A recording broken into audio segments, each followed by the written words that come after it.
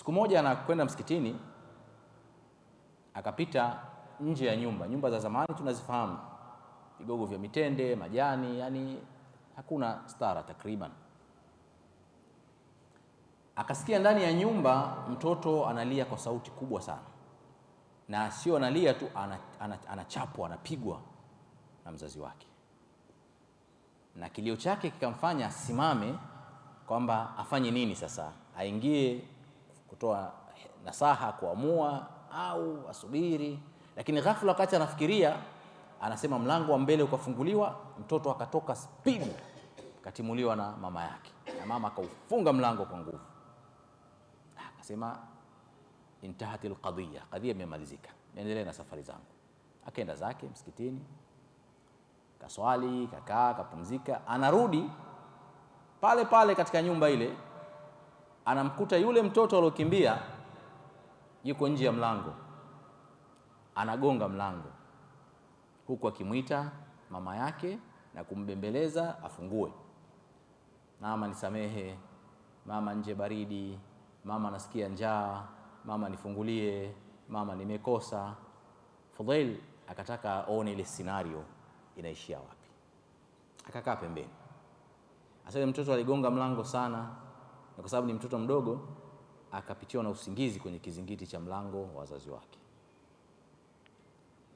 Lakini ghafla mama akafungua mlango baada ya mtoto kulala. Ayadha amekaa mbali angalia, akamwona mtoto wake amelala kwenye kizingiti cha mlango, akamnyanyua kwa huruma, mapenzi, huku akilia, huku akimkumbatia, huku akimbusu mtoto wake, akaingia naye ndani na akafunga mlango. Ayadha anasema lam atamalak nafsi, sijaweza kuimiliki nafsi yangu, machozi yangu yakaanza kububujika kutokana na ile hali niliyoiona. Si kwa sababu mtoto alilala kwenye kizingiti, lakini anasema nilijiuliza, mimi Ayad nimemkosea Mwenyezi Mungu mara ngapi, na ni mara ngapi nimegonga mlango wa Mwenyezi Mungu Subhanahu wa Ta'ala kumwomba msamaha kama alivyogonga huyu mtoto katika mlango wa mzazi wake. Nikarudisha mkanda wa maisha yangu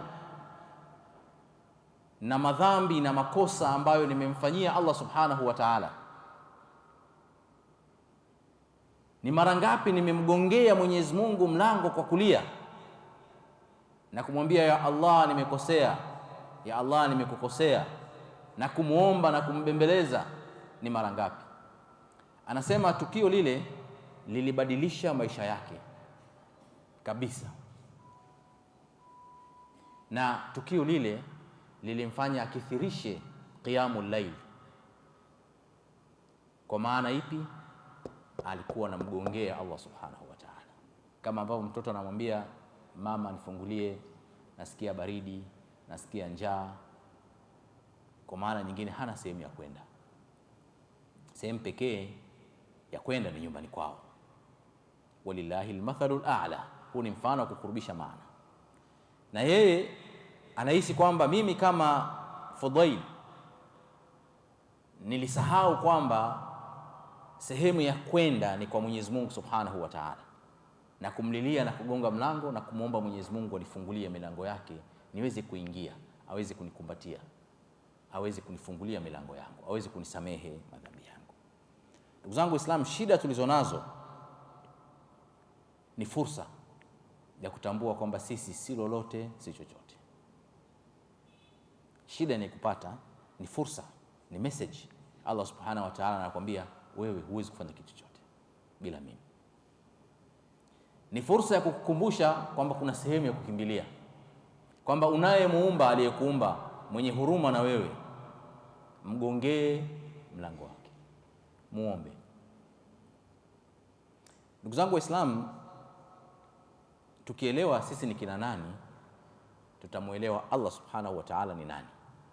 Sharti tujielewe. Sengine tunajisahau, sengine tunajiona tunajitosheleza, na ndio maana tunampa Mwenyezi Mungu nafasi ndogo. Lakini tukijitambua ukweli wetu, wallahi siku zote Allah atakuwa mbele yako, na utajua uwezo wa Mwenyezi Mungu na utamkadiria Mwenyezi Mungu ukweli wa kumkadiria. Allah anasema katika Qur'an, ya ayuhan nas, enyi watu, antumul fuqara'u ila Allah, nyinyi ni mafakiri kwa Allah subhanahu wa ta'ala, wallahu huwal ghaniyyul hamid, Mwenyezi Mungu ndio mkwasi mwenye kushukuriwa na mwenye kusifiwa.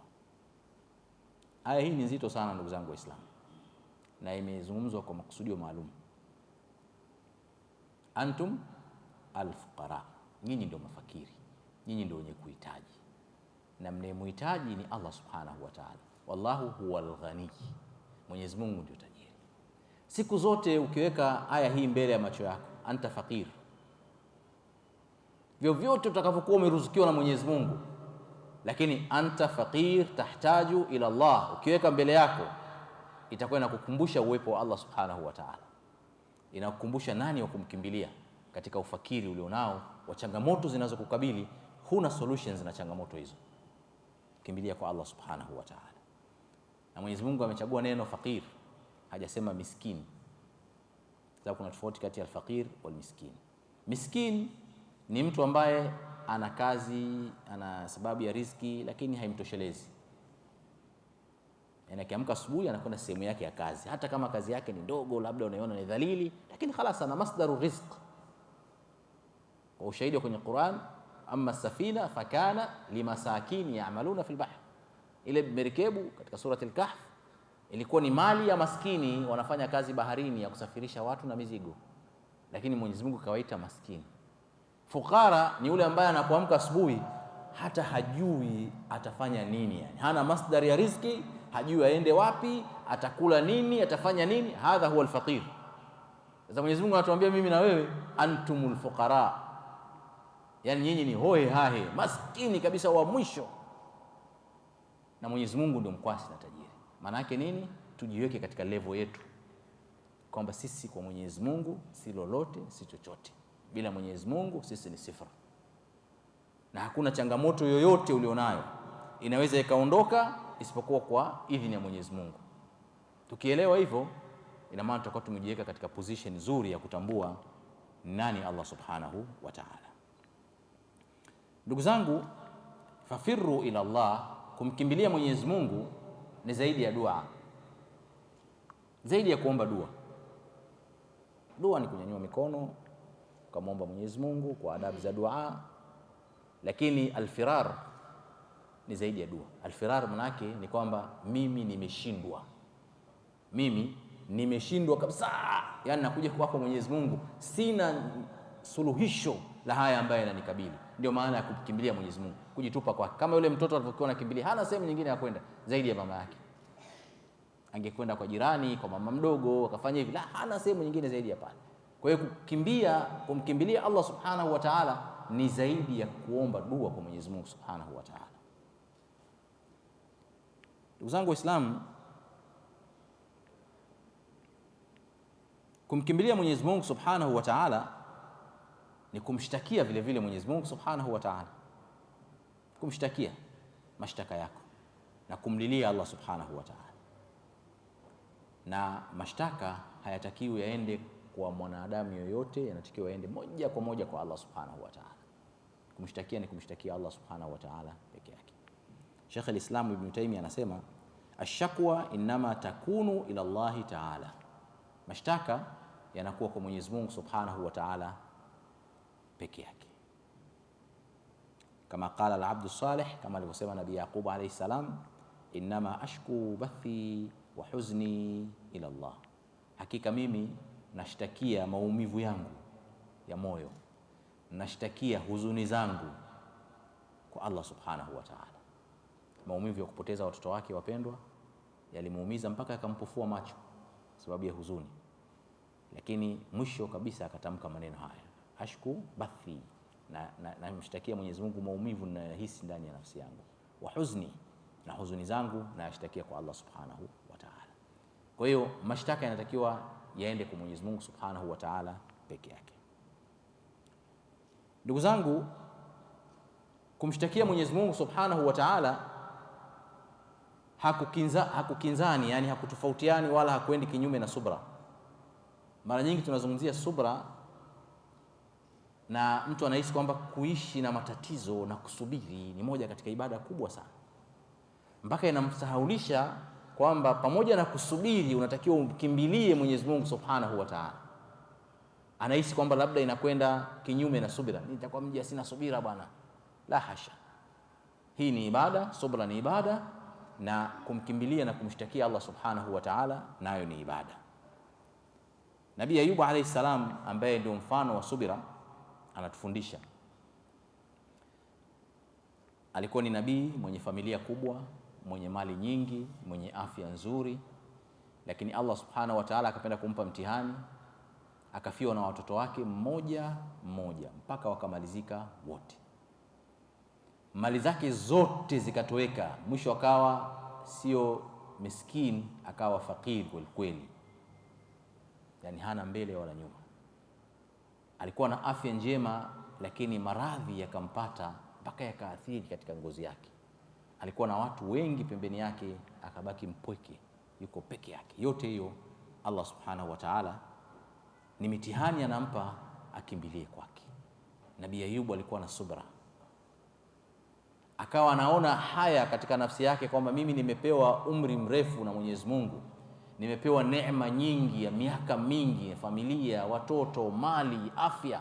Leo nimepewa mtihani kidogo tu, nikimbilie kwa Mwenyezi Mungu nianze kulia na kumwomba, yani hii kama vile inapingana na neema za Mwenyezi Mungu. Taban ni ufahamu wake, lakini Allah akamwacha mpaka akumbuke kwamba yupo anayetakiwa kukimbiliwa katika hayo, na subra haina maana hiyo. Alipozinduka Nabii Ayub alayhi salam, Qur'ani inatuzungumzia, anasema wa Ayuba idh nada rabbahu. Pale Ayubu alipokumbuka, akamlingania, akamwita Mola wake, anni massani yadur, Mwenyezi Mungu, mimi nimeguswa na madhara. Yani hata dua yake anaiomba kwa haya, nimeguswa na madhara. Wa anta arhamur rahimin, na wewe ndio mwingi wa rehema, mwenye kurehemu. Pale pale amekaa miaka yote na haya matatizo, miaka yote. Baada ya kusema maneno haya tu, fastajabna lahu. Watu wa lugha wasema fa ni ya pale pale, sio thumma. Kia thumma maana yake baadaye, lakini fa ni jibu la pale pale. Baada ya kumaliza kunyushusha tu mikono yake, fastajabna lahu fakashafna ma bihi min durri, tukamuondoshia maradhi aliyokuwa nayo. Ukiangalia mufassiruna walivyotafsiri na kuelezea kwa nini Nabii Ayub alayhi salam alikumbuka mwishoni mafunzo yanayopatikana, na kwa nini Mwenyezi Mungu aliacha aendelee na maradhi haya katika kipindi chote hicho. Yote haya ni mafundisho kwa Nabii Ayub, lakini ni mafundisho kwetu sisi. Usisubiri katika dhiki, usisubiri katika shida, usisubiri katika maradhi. Si usubiri maana yake ufanye shirki, la hasha. Elewa kuna wa kumkimbilia, naye ni nani? Ni Allah Subhanahu wa Ta'ala. Mlilie Mwenyezi Mungu, mlazimishe Mwenyezi Mungu kuwa king'ang'anizi na Mwenyezi Mungu, na Mwenyezi Mungu anafurahi unapokuwa king'ang'anizi na unaona lazima unijibu, lazima uniondoshee maradhi haya Mwenyezi Mungu, sina mwingine wa kuniondoshea zaidi yako. Yani ukalia ukamlazimisha Mwenyezi Mungu akubali dua yako, Mwenyezi Mungu anafurahi. Usimwombe Mwenyezi Mungu dua ya kumjaribu, kambipu, mpigie moja kwa moja Allah Subhanahu wa Ta'ala. Nabii Zakaria alayhi salam alikuwa tasa, mke wake alikuwa tasa, yeye alikuwa na miaka 75 80. Kibinadamu yake kupata watoto mustahili. Mwenyewe ndani ya nafsi yake kama vile alikata tamaa, lakini alikuja akafundishwa na binti mdogo sana, kamkumbusha mtume wa Mwenyezi Mungu, binti mdogo. Kila akiingia kwa chumbani kwa Maryam, Qur'ani inasema kullama dakhala alayha Zakaria almihrab wajada indaha rizqan, anakuta ana matunda na nini, mihrab hajaleta yeye, na yeye ndio kwa mlezi wake. Qala ya Maryam anna laki hadha, Maryam, hizi umepata wapi matunda kama haya? Hapa mjini hakuna haya matunda, nadra sana katika msimu tulionao. Qalat huwa min indillah, matunda haya yameletewa na Allah Subhanahu wa Ta'ala. Inna Allaha yarzuqu man yasha'u bighairi hisab, Mwenyezi Mungu anamruzuku anayemtaka bila asbab, bila hisab. Subhanallah, Nabii alisahau hicho kitu. Ana shida, ana changamoto, mke tasa, yeye mzee ameomba dua tangu kijana huko, lakini Mwenyezi Mungu hashindwi wala hafuati asbabu. Akarudia akasimama kwenye mihrab kuswali na kumwomba Allah subhanahu wa ta'ala.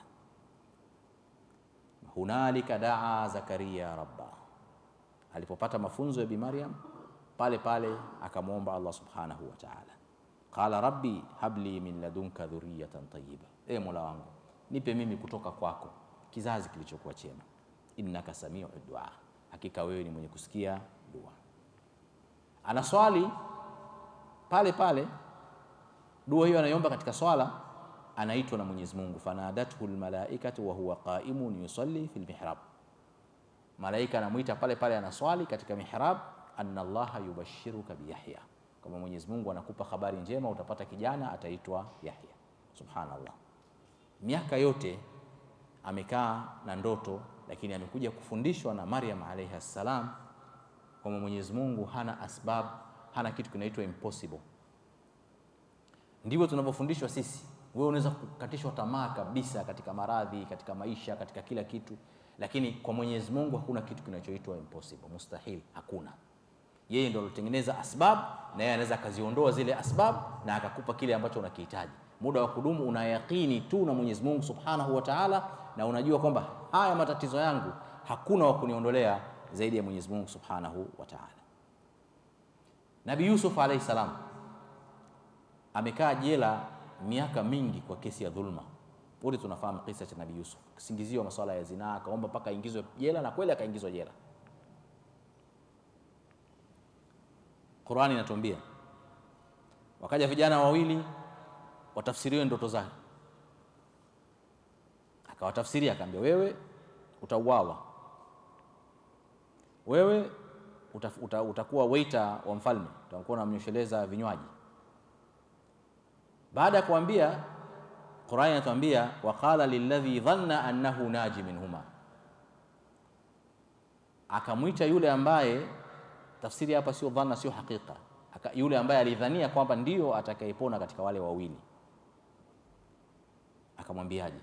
Udhkurni inda rabbik, ukitoka shekhe tengeneza connection kwa mfalme, mwambie kuna jamaa anaozea jela kwa kesi ya dhulma, afikirie kunitoa. Huyu ni nabii wa Mwenyezi Mungu, amepita kwenye mitihani mingi, lakini majaribu, na Mwenyezi Mungu anataka kutoa fundisho. Mwenyezi Mungu anasemaje? Fa ansahu shaitanu dhikra rabbi, shaitani akamsahaulisha yule bwana kwenda kumwambia bosi wake kule. Falabitha fi sijini bid'i sinin, Yusuf akakaa jela miaka 9 mingine, 9 years. Fundisho, hakuna connection ya Allah subhanahu wa ta'ala peke yake. Huyu atengeneze connection, amwambie mfalme, mkumbuke kuna jamaa yuko jela. Hujakumbuka kwamba kuna Allah subhanahu wa ta'ala ambaye ndio ulimuomba akakuweka jela. Kiangalia tafsiri za maulama wanavyozungumza mafundisho ambayo yanapatikana katika kumtegemea na kutengeneza connection kwa asiyekuwa Allah subhanahu wa ta'ala na madhara yake. Ndio maana tukasema fafirru ila Allah, kimbilieni kwa Allah subhanahu wa ta'ala. Unaweza kuwa na matatizo, haikatazi connections za kibinadamu. Unajuana na waziri, unajuana sio na afisa gani, unajuana na mtu gani, kumwambia bwana kuna jambo langu, lakini anza kwanza kwa nani? Allah subhanahu wa ta'ala. Yeye ndio atawaamrisha waja wake wakuhudumie kwa sababu umemwanza yeye. Lakini ukaweka matarajio yako kwa connections za kibinadamu, kwa nafasi aliyokuwa naye, kwa nini? Subhanallah, saa nyingine Mwenyezi Mungu anakuzidishia matatizo yale ambayo umeomba yaondolewe. Lengo na makusudi sio kukutesa, lengo na makusudi kuonyesha kwamba ulikosea, rudi. Kama ambavyo Nabii Yusuf alayhi salam alionyesha kwamba kwa nini umemtuma mtu akazungumze na mfalme? Kwa nini usinyanyue mikono yako moja kwa moja ukaniambia mimi? Ndugu zangu, Mtume sallallahu alayhi wasallam alisema katika kuna hadithi ya Mtume sallallahu alayhi wasallam katika hili marfuu, inasema rahimallahu Yusuf, Allah amrehemu Nabii Yusuf alayhi salam, laula kalimatahu, kama sio neno lake la kusema mwambie mfalme anikumbuke, ma labitha fi sijni tuli ma labitha, asingekaa jela kwa miaka aliyokaa jela. Haya maneno ya Mtume sallallahu alaihi wasallam baada ya kuwasomea maswahaba kisa cha Nabii Yusuf alayhi salam. Neno gani? Udhkurni inda rabbik, hebu mkumbushe mfalme, nimtaje mfalme, muelezee kuna mtu yuko jela ana shida. Hiyo peke yake imefanya miaka iongezwe kwa Yusuf, kwa sababu alikimbilia kwa connection ya binadamu, akamwacha Allah subhanahu wa ta'ala. Hasan al-Basri baada ya kuwa anaelezea hadithi ya Mtume sallallahu alaihi wasallam alilia sana, akasema nahnu idha nazala bina amrun, sisi tunapopatwa na matatizo sisi, fazana ila nas, tunakimbilia kuelezea watu. Shekhe bwana, nakutegemea wewe tu, tatizo langu ni wewe tu shekhe. Yani subhanallah, tena unasawa hata kusema baada ya Mwenyezi Mungu ni wewe tu shekhe, yani sina mwingine wa kumkimbilia. Sasa haya maneno ndugu zangu yanakwenda tofauti kabisa na kumkimbilia Mwenyezi Mungu subhanahu wa ta'ala, na yanakwenda tofauti kabisa na kujitambua wewe kama ni Muislamu unatakiwa umlilie nani, na yanajitokea katika nafsi zetu. Wewe rudisha mkanda wako nyuma wa matatizo na mambo, angalia watu gani uliowakimbilia.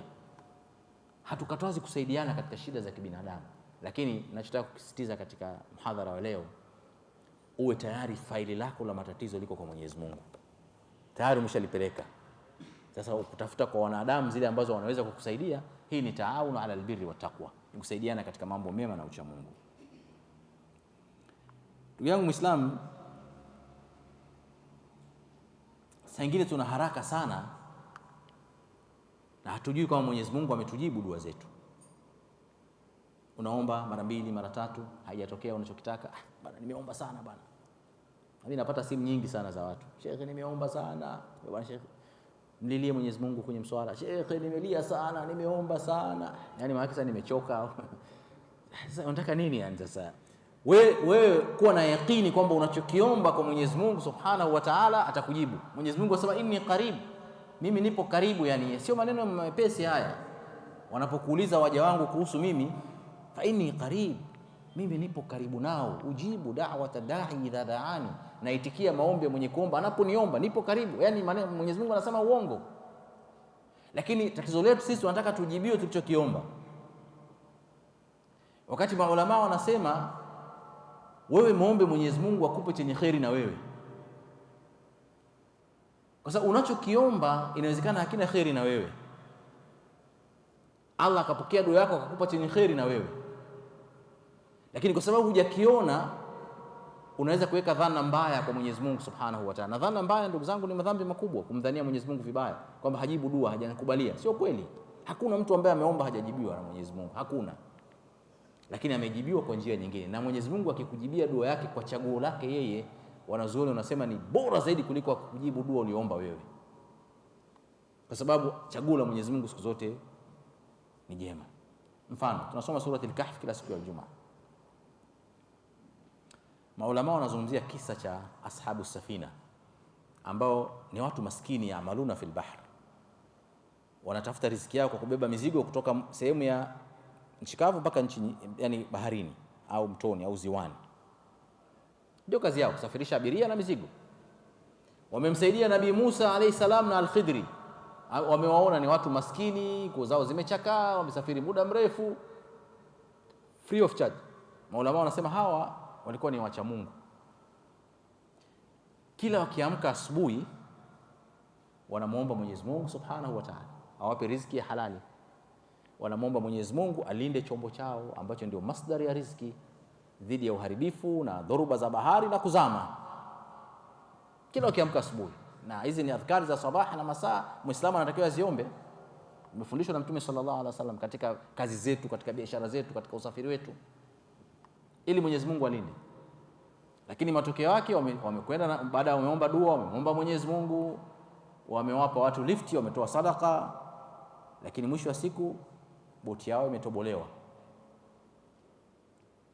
Sasa wanahamisha scenario kutoka kwenye Qur'an kuzungumzia walivyokuwa wakiongea, yani baada ya tukio lile, kwamba kwa nini sasa tumetoka asubuhi tumeomba dua Mwenyezi Mungu alinde chombo chetu, tumetoa na sadaka, tumewasafirisha maskini wale, hawana fadhila ya hovyo kabisa, wametutobolea boti yetu. Kwa nini? Yani ile shakwa. Lakini Al-Khidr anamwambia Nabii Musa alayhi salam, ama safina ilikuwa ya maskini wanaofanya kazi baharini, nilitaka niitie aibu kwa sababu nyuma yao alikuwepo mfalme anataifisha kila boti ambayo haina dosari. Na kweli alipokuja mfalme pale, kamata, leta, angalia, askari wa mfalme sasa, hii pelekeni huko, achieni hiyo, imetoboka hiyo. Dua yao imekubaliwa, haijakubaliwa? Imekubaliwa. Lakini kibinadamu unahisi dua yangu haijakubaliwa. Nimetoka asubuhi, nimeomba Mwenyezi Mungu alinde chombo changu, hajalinda, kimetobolewa. Na shetani anapita humo, naona dua yako imeenda wapi? Wewe utaomba dua na atakukubalia wewe? Dua mtu mwenyewe asi, unamwasi Mwenyezi Mungu, swala zako za kubip bip na nini, hivi nayo utakubaliwa dua wapi? Kwa hiyo anaanza kukutia shaka, anakata connection yako na Allah Subhanahu wa Ta'ala. Ndivyo maisha yetu jinsi yalivyo. Dua unaona haijakubaliwa, lakini subhanallah, wewe umeomba dua Allah kukunjulie riziki yako imebana. Mwenyezi Mungu akaangalia akasema, huyu mja wangu ana hili gonjwa la saratani litampata mwaka huu, gonjwa la saratani. Sasa nimfungulie riziki au nimuondoshee saratani? Hakushaurishi wewe, anakupa chenye kheri na wewe anakuepusha na lile gonjwa. Kwa dua yako uliomba kufungulia mlango wa riziki, lakini unabaki na nini? Na umaskini wako. Lakini unasema mimi nimeomba sana bwana, nimeomba kweli bwana, nimeomba dua usiku kucha nalia bwana.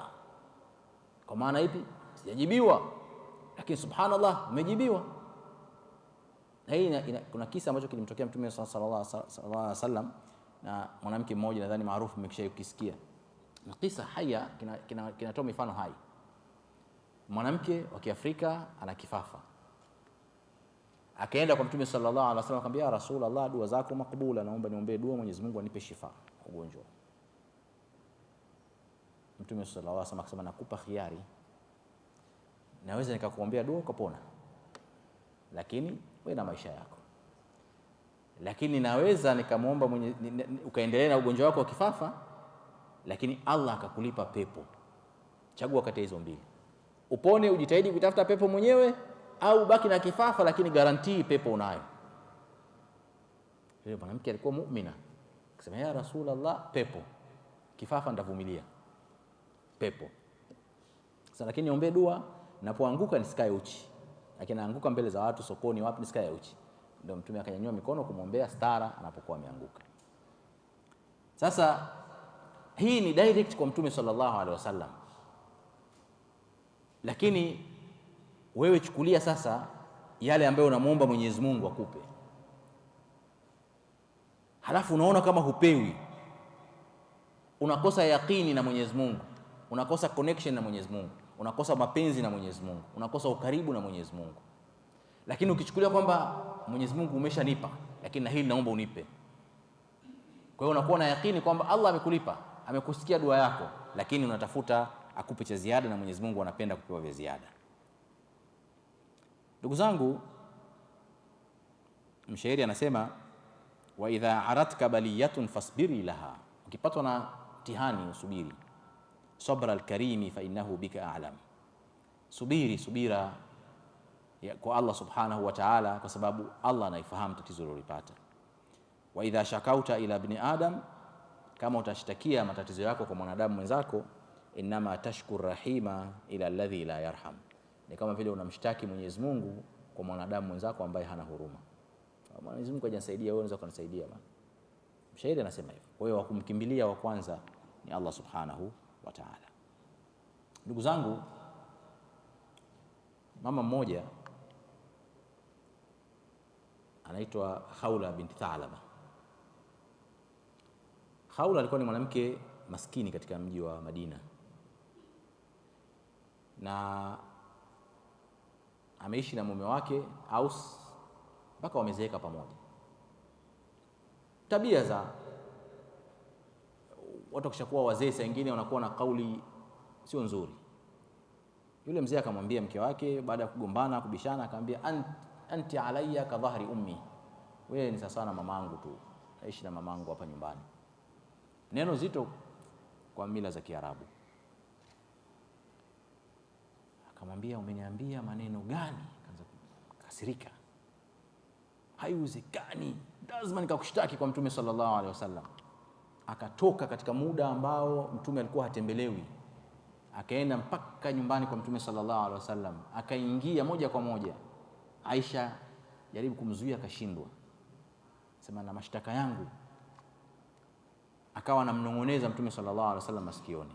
Aisha anasema nikawa najaribu kusikiliza, sio kwa sababu ya umbea, lakini alikuwa anataka kupata fatwa, sababu Aisha ni mwalimu na anataka apate mafunzo yote yanayotokea katika nyumba ya Mtume sallallahu alaihi wasallam awafundishe wengine. Asikii mama ana shida gani na Mtume atamjibu nini sallallahu alaihi wasallam. Akawa hasikii, lakini anamsikia Mtume anavyosema, lakini Khawla hamsikii. Kama vile wananong'onezana, wanabishana maneno ya Mtume, anamwambia isbiri, isbiri ya Khawla, innahu ibnu ammik, huyu mzee ni mume wako, lakini ibnu ammik, mtoto wa ammi yako, mmezeeka pamoja, ukimwacha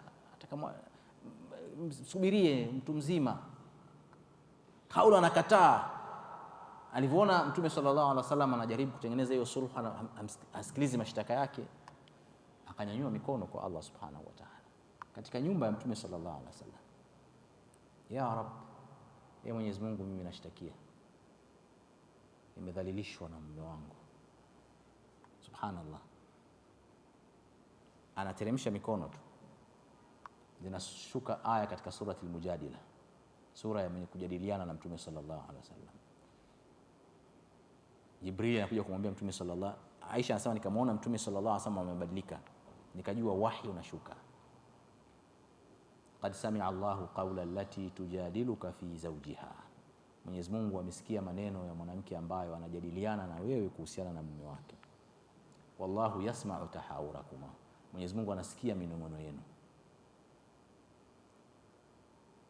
Watashtaki ila Allah, sio tu kwamba ni manong'ono, lakini mwanamke huyu ameshtakia kwa Mwenyezi Mungu subhanahu wa ta'ala, ameshtakia kwangu. Kwa maana baada ya kushtakia, baada ya kukimbilia kwa Mwenyezi Mungu subhanahu wa ta'ala, Mwenyezi Mungu anateremsha Qur'an chekesoma mpaka siku ya Kiyama. Mwanamke maskini, kama sio kisa hichi hakuna mtu angemuelewa hata jina lake. Qur'ani imeshuka kwa sababu gani? Ameelewa kwamba yuko Allah subhanahu wa ta'ala wa kumshtakia. Mwanamke huyu aliheshimika, aliishi muda mrefu sana, mpaka zama za Umar ibn Khattab. Kila aliyokuja kama amiri almu'minin au khalifa, jambo lolote alikuwa kumsikiliza Khawla kwanza. Sema mtu ambaye amesikiwa na Mwenyezi Mungu mbingu ya 7 akinyanyua mikono yake usiku, mimi niko hatarini. Kwa hiyo walikuwa wanamfuatilia kwa maana hiyo. Lakini darasa tunalolipata hapa ni kwamba Mwenyezi Mungu haangalii sura zetu. Inna Allaha la yanzuru ila suwarikum wala ila ajsamikum. Mwenyezi Mungu haangalii sura zenu, haangalii miili yenu, haangalii status zenu.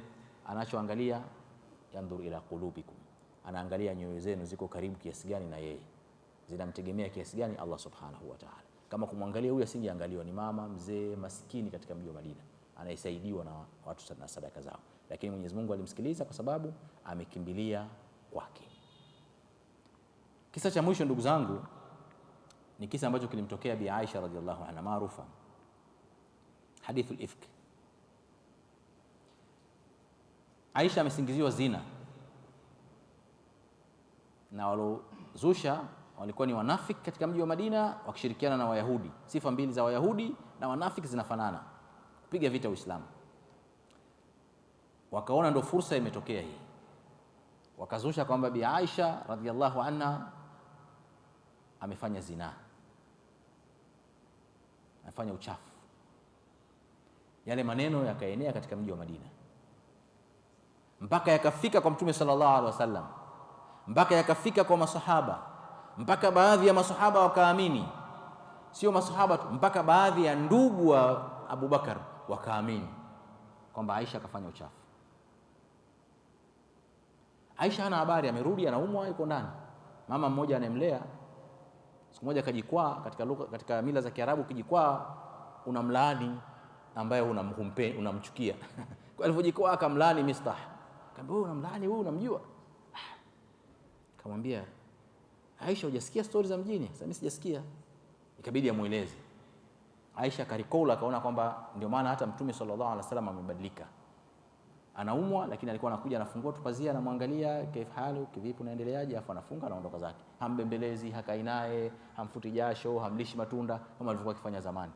Lakini hakujua sababu. Akagundua kwamba kumbe ndio sababu Mtume amebadilika. Kwa hiyo Aisha anasema homa yangu ikaongezeka mara 2 kwa kusingiziwa. Ni binti mdogo sana. Mtume sallallahu alaihi wasallam ikabidi amwite mzee Abubakar na mama yake Aisha. Wakaenda mpaka kwa Aisha, Aisha akasimulia kisa hichi mwenyewe. Wakamwambia maneno mazito sana. Ya Aisha, ewe Aisha,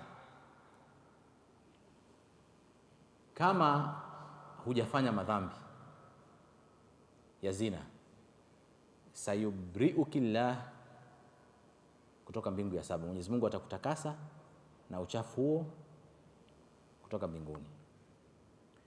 Wa in kunti almamti bidhambin, lakini kama umeteleza ukafanya dhambi, fastaghfirillahi wa tubi ilaihi, basi mtaki maghfira Mwenyezi Mungu na rudi kwa Mwenyezi Mungu. Subhanallah, maneno mazito yanatoka kwa Mtume sallallahu alaihi wasallam dhidi ya kipenzi wake, mke wake, ambaye ametangaza mara kadhaa kwamba anampenda kuliko binadamu yote katika mgongo wa ardhi. Kwa hayakuwa maneno mepesi kama ninavyoyazungumza mimi, yalikuwa ni maneno yanayotoka kwa uchungu mkubwa kutoka katika kifua cha Mtume sallallahu alaihi wasallam dhidi ya kipenzi wake, na hayakuwa ni maneno mepesi katika masikio ya Bi Aisha radhiallahu anha, ambaye anajua hakuna anayempenda zaidi kuliko Mtume sallallahu alaihi wasallam. Leo imefikia kumpa khiari 2, Mtume hajui amefanya au hajafanya. Anasema nikamgeukia baba yangu nikamwambia, ya aba ajibi nabii sallallahu alaihi wasallam, baba yangu mpenzi, mjibu Mtume sallallahu alaihi wasallam. Mjibu nini? Manake kwamba mimi usiseme haya maneno, mimi nimelea mtoto wangu vizuri, tabia zake nzuri, hawezi kufanya hicho kitu. Yani mtetee binti yake, ndio mzazi wake anayemjua. Mzee Abubakar anaangalia chini, kamrudia mamake, ya amma ajibi nabii, mjibu Mtume sallallahu alaihi wasallam. Mama anaangalia chini. Aisha baada ya kuona si mume wake, si baba yake, si mama yake, si ndugu zake wa karibu, hakuna anayemwamini, akakumbuka yuko nani? Allah subhanahu wa ta'ala. Akamkimbilia akasema, mimi sina cha kusema, wallahu almusta'an ala ma tasifun, Mwenyezi Mungu ndio mwenye kutaka msaada kwa haya mnayozungumza. Fasabrun jamil, subira ni jambo jema. Wallahu almusta'an ala ma tasifun, namtaka msaada Mwenyezi Mungu kwa haya mlionizushia. Subhanallah, almusta'an Muhammad. Kwa haya maneno ikashuka surati Nur. Surati Nur, aya zote karibu 5 za mwanzo, dakika hiyo hiyo, yani Abubakar hajaondoka, mke wake hajaondoka, Aisha yuko pale pale, Mtume sallallahu alaihi wasallam amebadilika. Baada tu ya kukaa vizuri, akaambia amekuja Jibril amekusafisha, akaanza kuzisoma